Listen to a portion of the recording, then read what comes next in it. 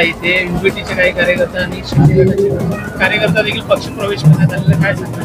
नाही, खरं तर मी महेश मुलांची या ठिकाणी धन्यवाद व्यक्त करते की त्यांनी आज जो शाळकरी मुलं आहेत त्यांना वयांचं वाटप आणि सिनियर सिटीजन जे आहेत त्यांच्यासाठी छत्री वाटप असे 2 कार्यक्रम ठेवले आणि त्याच्या माध्यमातून आज पक्षामध्ये प्रवेशही झाला.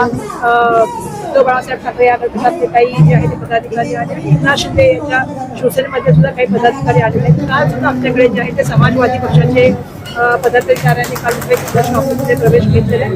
त्यामुळे तिथे आलेले आहेत ते काँग्रेस पक्षाचे सगळ्यांचे स्वागत करते आणि काँग्रेस पक्षाची विचारधारा ही सर्वांना एकत्र घेऊन जाणारी विचारधारा आहे. आणि म्हणून मला असं वाटतं की देशाचं संविधान असेल किंवा ज्या तऱ्हेच्या गांधीजी यांनी भारत जोडो यात्रा आणि भारत जोडो यात्रेच्या माध्यमातून सर्वांना एकत्र करण्याचा प्रेमाने वाटण्याचा जो प्रश्न त्या ठिकाणी मांडला त्याला सगळ्यांचा प्रतिसाद आहे. येणाऱ्या काळामध्ये मला अपेक्षा आहे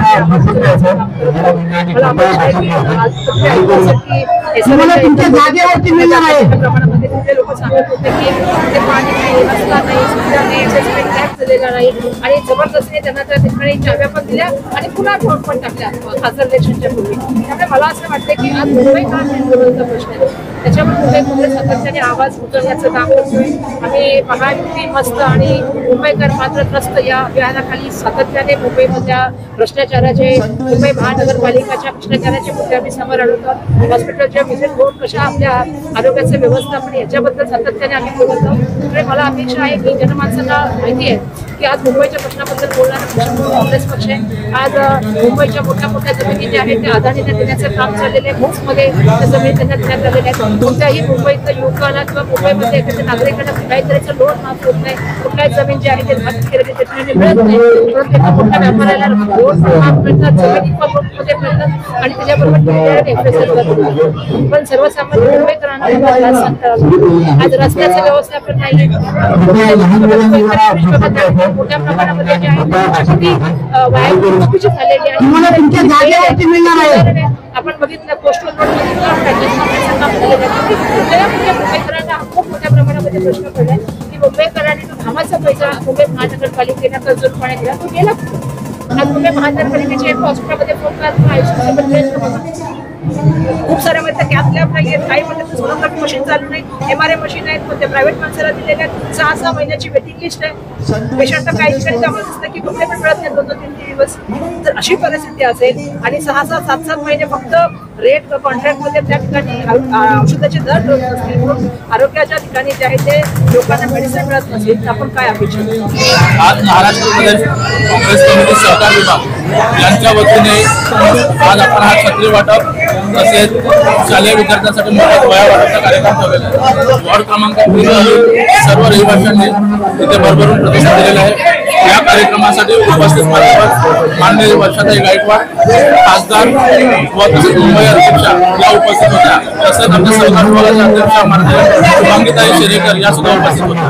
त्याचबरोबर आमचे सरचिटणीस अनिल ठाकूर साहेब तसेच या वॉर्डातील उत्तर मुंबईमधील पदाधिकारी इथे उपस्थित होते, वॉर्डमधील पदाधिकारी उपस्थित होते. त्यांच्या सर्वांच्या सहकार्याने हा कार्यक्रम भव्य असा कार्यक्रम आयोजित करण्यात आलेला आहे. तुम्हाला माहितच असेल की आता येणाऱ्या महानगरपालिकेच्या नामनिर्मिती इथे सुरू झालेली आहे. त्या अनुषंगाने सर्वच वॉर्डात निवडणुकीचे शेड्यूल वाचलेला आहे. त्यानुसार प्रत्येक पक्ष आपापल्या पद्धतीने कामकाज करण्याची तयारी करत आहे.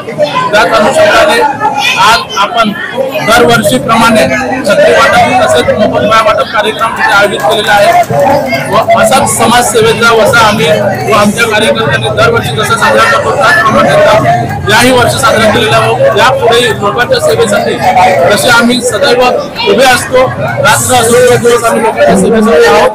असा की मॅडम एक प्रश्न जनकल्याण संस्थेचा जो प्रश्न उपस्थित केला होता कार्यकर्त्यांनी तो प्रश्न इथे खूप मोठा प्रश्न आहे. लोकांना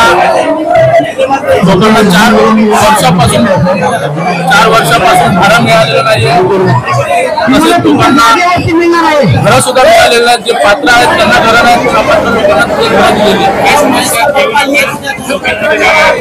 लोकांच्या वॉर्ड मध्ये जसं पाण्याचा प्रश्न आहे तसेच फॉरेस्टचा प्रश्न किती मोठ्या प्रमाणे आमच्याकडे जनवाल्यांमध्ये शांतीनगर हा एक विभाग आहे. त्या ठिकाणी रहिवाशांचा जो बेसारीचा मोठा प्रश्न आहे त्यानुसार आम्ही तो प्रश्न घेऊन सहकार दरबारी आम्ही दाद मागत आहोत. तर आमच्या मनाने केले आम्ही काय जनकल्याण सोसायटीमध्ये शांतीनगरमध्ये आम्ही राहतो. जनकल्याण सोसायटीमध्ये काही असे काम करतात ते कमिटीमध्ये आम्ही होतो. जनकल्याण सोसायटीमध्ये 10 वर्षामध्ये कमिटीवाले काय काम करत नाही. त्यांना बोलला तर कमिटीवाले ते आपल्याला दुर्लक्ष करतात आणि चेअरमॅन सेक्रेटरी त्यांनी काय काम केले ना ते करतात. आम्ही काय बोलला तर आमच्या लोकांना ऐकत नाही. तिकडे पाणीची समस्या आहे, तिथं काही लोकांना सोसायटी रजिस्टर करून दिलेला नाही आणि काय विचारलं गेलं तर लोकांना बोलतात आणि पैसे घेतात आणि कमिटी काही रजिस्टर झालेलं नाही. सगळं फोकस कमिटी आहे त्या मनमानी करतात. काय करतात कोणाने चावी द्यायचा तो रूमवाल्याला घेऊन या आणि त्याच्याकडून 2-2 लाख रुपये घ्यायचा असं काम करतात. आणि एसआरए मध्ये आम्ही कंप्लेंट केलेले तक्रार केलेले तरी तक्रार कोणी ऐकत नाही. त्यामुळे तुम्ही एसआरएला मी बोलतोय तक्रारी तक्रार लक्ष द्यावं आणि चेअरमॅन सेक्रेटरीला बरखास्त करून जनकल्याण लक्ष द्यावे आम्ही विनंती करतो.